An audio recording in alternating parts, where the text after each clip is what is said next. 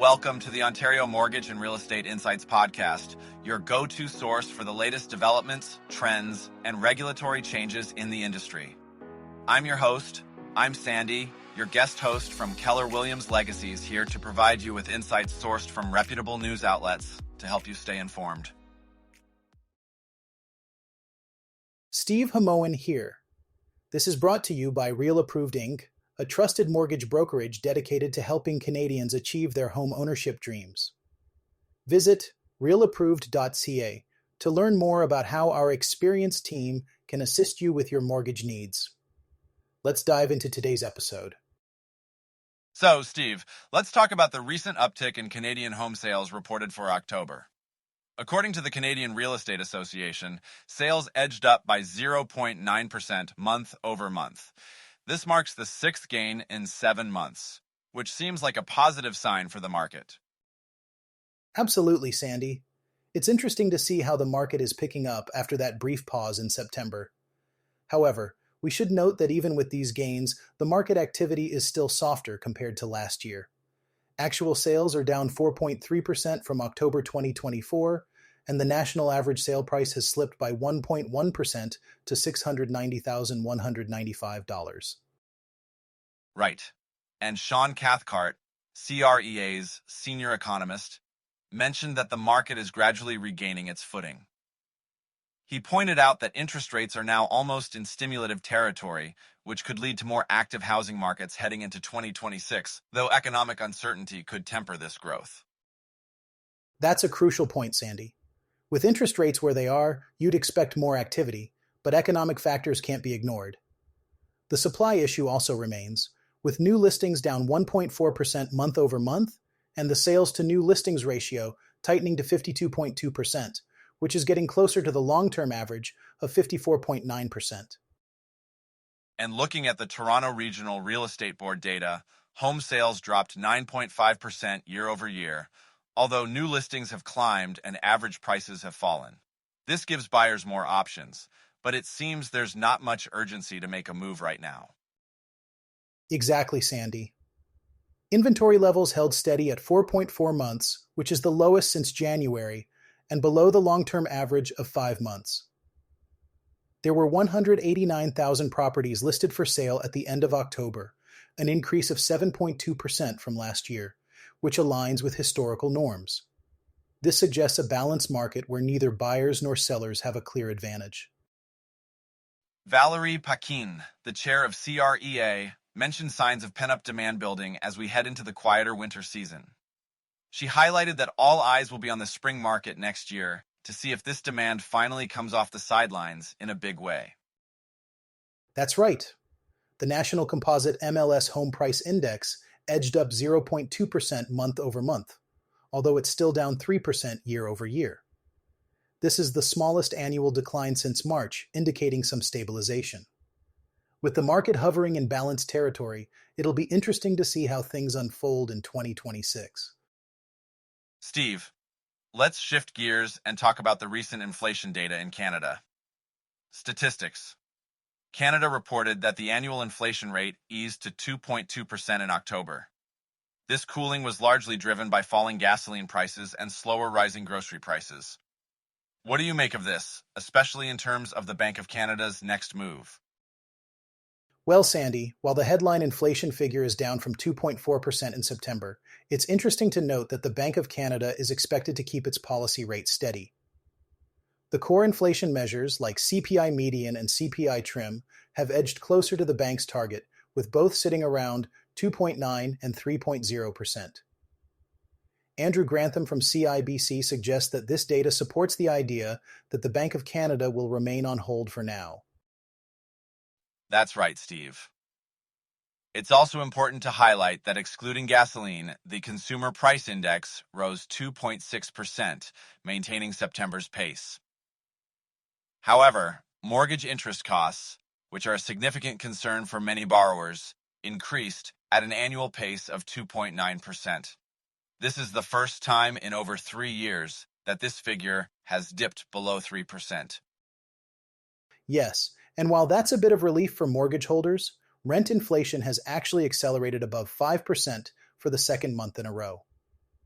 This underscores the ongoing pressures in the housing market. Claire Fan from RBC Economics points out that sticky underlying inflation, due to resilient domestic demand, might make it difficult for the bank to justify cutting the overnight rate to more stimulative levels anytime soon. And as for housing and food costs, while grocery price increases have slowed to 3.4% year over year, they've exceeded overall inflation for 9 months straight. Shelter costs, including rent and insurance, continue to climb as well, with insurance premiums up 6.8% nationally. It seems like these areas are still putting pressure on consumers. Absolutely, Sandy. The Canadian dollar did weaken slightly following the data release, and government bond yields dipped as well. The market's reaction indicates that the central bank's next move will depend heavily on whether core inflation continues to drift toward its 2% target. For now, though, it seems like we're in a holding pattern, offering some relief for mortgage holders and industry professionals. Steve, let's delve into Scotiabank's latest forecast regarding the Bank of Canada's interest rate trajectory. They've taken a rather bold stance, predicting that the next move will be a rate hike, possibly by the second half of 2026. This is quite a departure from the general market consensus, isn't it? It certainly is, Sandy. Scotiabank's economists, led by Jean-Francois Perrault, argue that inflation pressures are too strong for the Bank of Canada to continue easing. They believe that the recent rate cuts were more about providing a cushion, or insurance, rather than stimulating the economy, and they foresee these cuts being reversed once the economic landscape stabilizes. That's an interesting perspective, Steve. According to their report, they expect Governor Tiff Macklem and his colleagues to raise the policy rate by half a percentage point in the latter half of 2026. They see real GDP rising modestly, with fiscal support and a gradual recovery in investment playing significant roles. Exactly, Sandy. While Scotiabank's forecast is one of the most hawkish among the big six banks, it's important to note that other banks have different views. For instance, TD, RBC, and CIBC expect the Bank of Canada to maintain its policy rate at 2.25% through 2026. Meanwhile, BMO and National Bank still see the potential for another cut, with National Bank predicting it could happen as early as next month. Right, Steve. BMO economists Michael Gregory and Jennifer Lee noted that Governor Macklem's recent press conference had a tone of, "We've done what we can for now," suggesting that the central bank might be nearing the end of its easing cycle. However, they also left the door open for a potential insurance move if economic conditions warrant it. That's correct, Sandy. And RBC's economist Claire Fan leans towards a rate hold, citing resilient consumer spending and persistent underlying inflation as factors that could keep the Bank of Canada cautious. She highlights that strong consumer demand, despite slower population growth, and other factors like easing mortgage renewal pressures are crucial considerations. It seems the landscape is quite complex, Steve. As always, the Bank of Canada's decisions will be closely watched, especially given the varied forecasts from different financial institutions. It just goes to show how dynamic and unpredictable economic conditions can be. Absolutely, Sandy. The mixed outlooks from the banks underscore the uncertainty that still surrounds the economic recovery. It'll be fascinating to see how these predictions play out and what the Bank of Canada's ultimate decision will be. Steve, an important development has surfaced in Ontario's real estate sector. The provincial government is contemplating a takeover of the Real Estate Council of Ontario, following a troubling audit that highlighted a $10 million trust fund shortfall involving iPro Realty. This audit, carried out by Dentons, pointed out significant procedural failures within RECO, raising concerns about their ability to safeguard homebuyers and maintain trust in the industry. That's a serious issue, Sandy. The audit found that RECO did not act swiftly enough when iPro Realty reported the shortfall in May. The registrar's delay of nearly 3 months in freezing or closely monitoring iPro's accounts was a significant deviation from RECO's standard procedures in handling potential misappropriation cases. Minister Stephen Crawford, who oversees public and business service delivery, was quite clear in his response. In a strongly worded letter, he expressed deep concerns about RECO's processes, decision-making, and oversight responsibilities. He has given RECO's board 2 weeks to respond before deciding if a provincial takeover is warranted. It seems like the government is taking this matter very seriously, Sandy. The potential takeover underscores the gravity of the situation and the need for accountability in the real estate sector. It's crucial for regulatory bodies like RECO to act decisively and transparently to protect consumers and uphold industry standards. Absolutely, Steve. RECO has acknowledged the audit's findings and stated that they're already working to implement the recommended changes. This is a critical moment for them to demonstrate their commitment to reform and restoring confidence among home buyers and industry stakeholders. Right, Sandy. This situation highlights the importance of trust and integrity in real estate transactions. Homebuyers rely on regulators to ensure that their interests are protected, and any lapses can have significant consequences. It'll be interesting to see how RECO responds and what measures are put in place to prevent such issues in the future. Now, Steve, let's turn our attention to a significant challenge facing Canada's housing market. According to a report from the Canada Mortgage and Housing Corporation, Canada may need to double its housing construction to regain affordability, aiming for between 430,000 and 480,000 units annually over the next decade. That's quite an ambitious target, isn't it? It sure is, Sandy.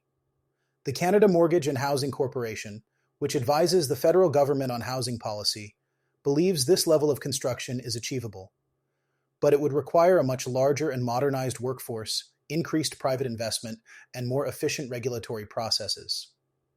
The commentary from Alida Bjorworth, Deputy Chief Economist for the Canada Mortgage and Housing Corporation, underscores the need for systemic changes to double the pace of home building in Canada. That's right, Steve.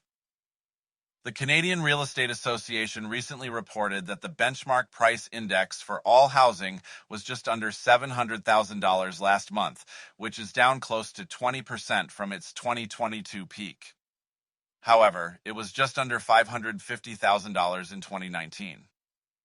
This suggests that while prices have decreased, they're still above pre-pandemic levels, making affordability a pressing issue. Exactly, Sandy.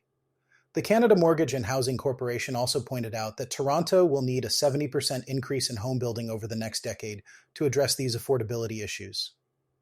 Despite increased rental construction, the region lacks homeownership options that match local incomes.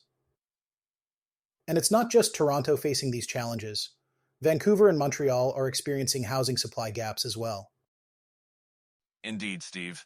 Vancouver needs an estimated 7,200 units built annually over the next decade to increase housing supply, representing a 29% gain. Meanwhile, Montreal faces the largest housing supply gap among Canada's major metropolitan areas.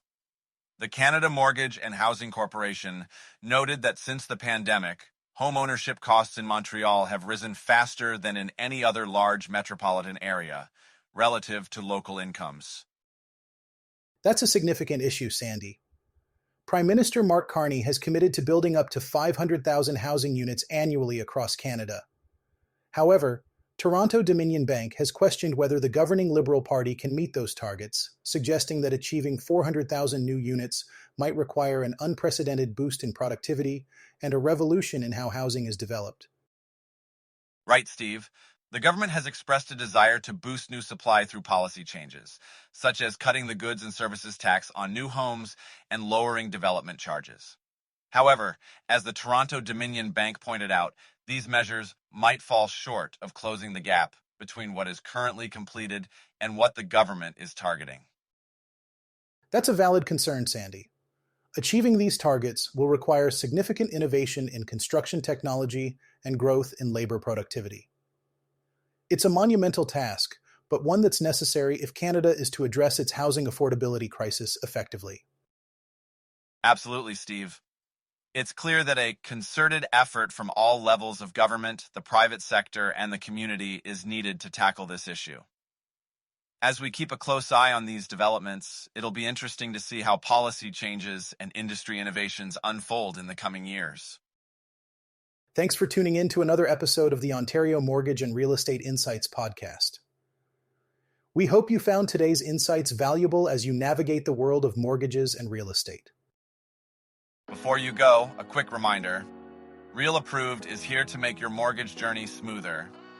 Whether you're buying your first home or refinancing, their experienced team is ready to guide you with personalized support every step of the way. Visit realapproved.ca to get started and take the next step toward achieving your homeownership goals.